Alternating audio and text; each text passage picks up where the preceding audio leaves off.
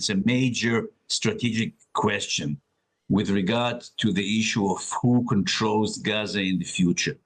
I think and I hope that Israel will not be the one to control Gaza. We don't need that.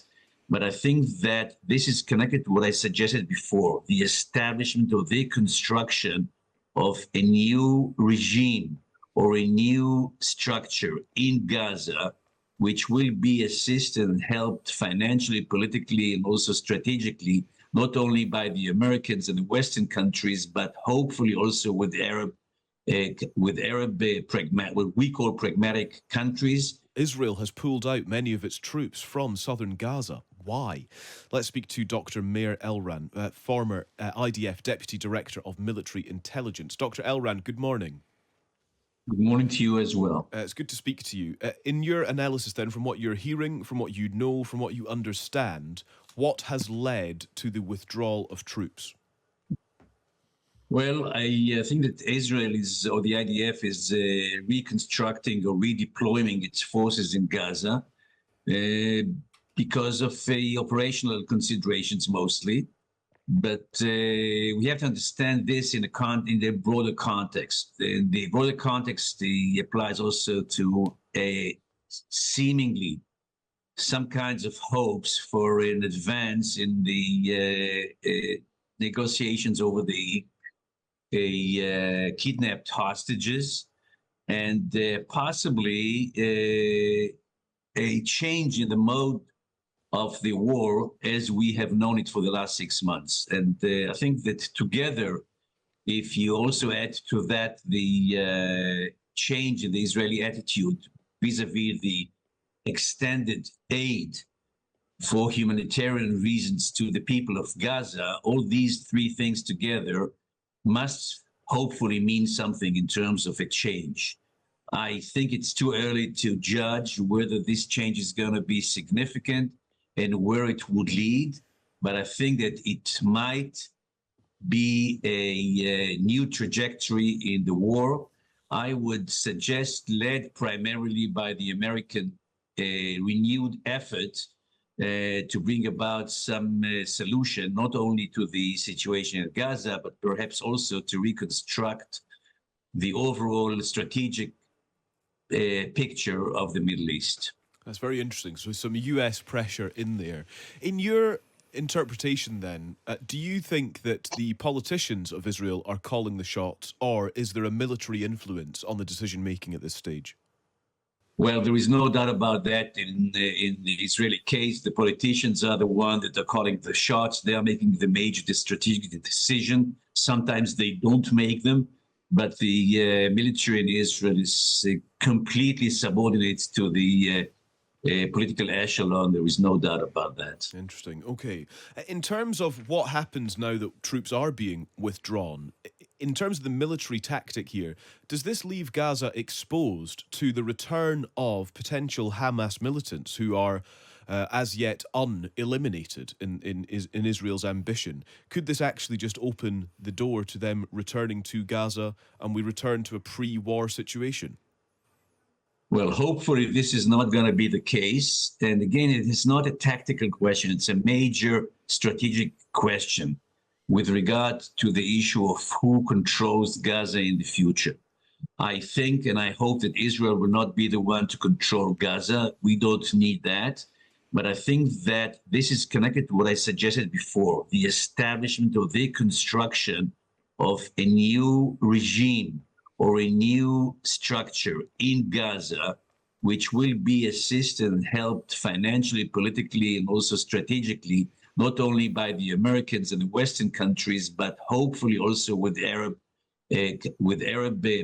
what we call pragmatic countries, and necessarily also with the Palestinian representation, which will not be Hamas. So my understanding of the situation that we, as of present, that we are now in a crossroad or a possible crossroad.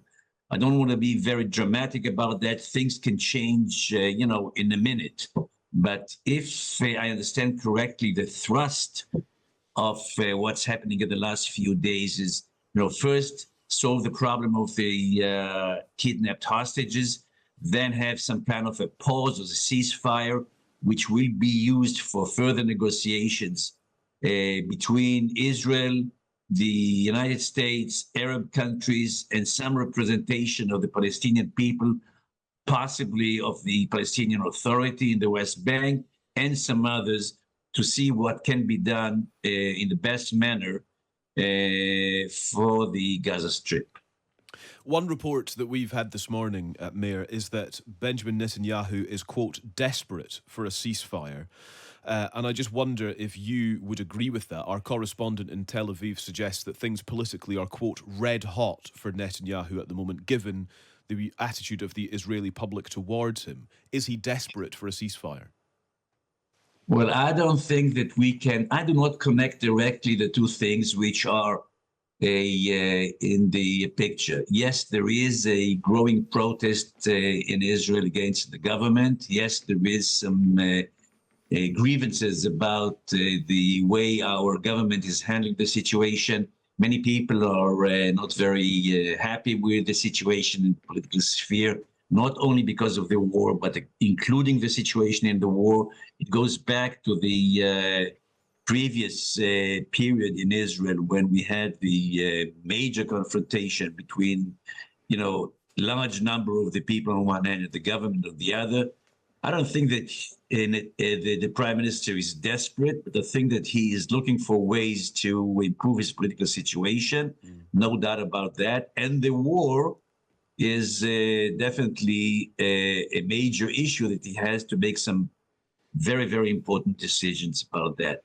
I'm not sure that he's desperate, but I think that he is calculating, he's trying to calculate his ways very, very carefully, looking at both sides, let's say, put it this way, domestically and externally as well.